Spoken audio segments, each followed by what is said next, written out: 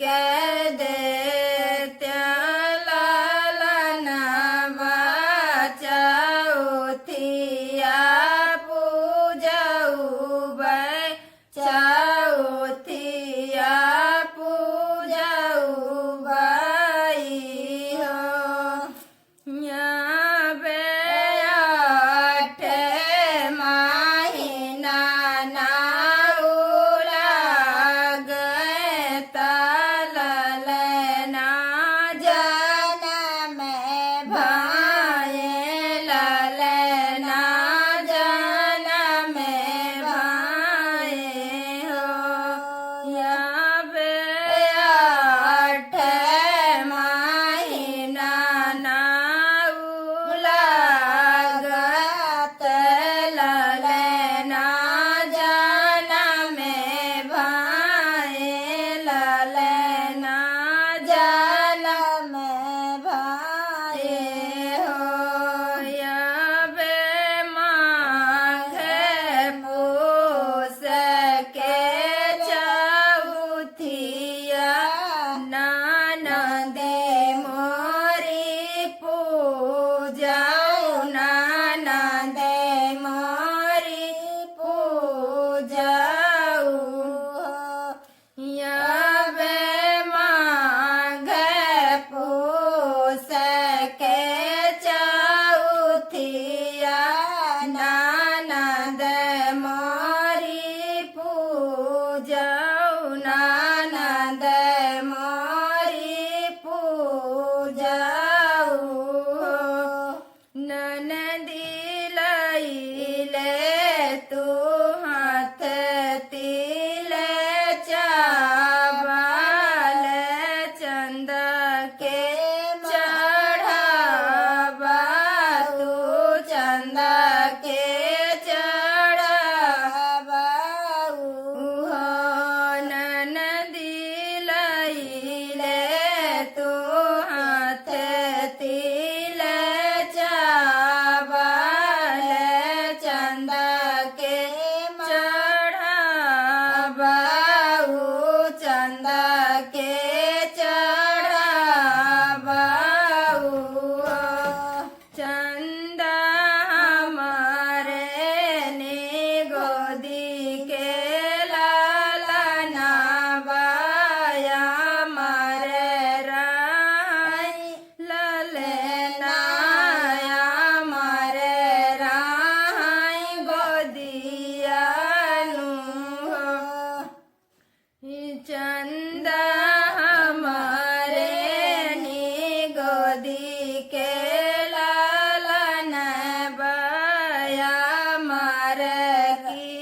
हूँ गोदिया मार की हूँ गोदिया निसे दिन बढ़यू मरिया तललना के आयु तललना के आयु चंद सदा हो बनाए रहू को खियाया मर करू ललनाया मर करू गोदिया जिन कर सेवक वीर हनुमान आरती उन कर करियो हो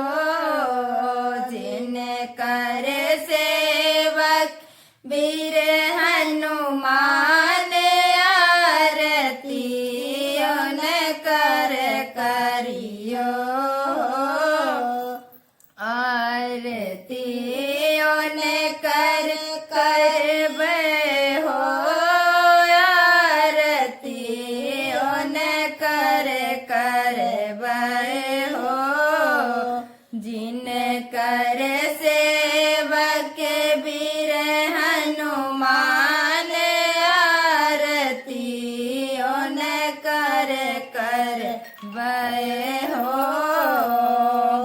आजू के दिन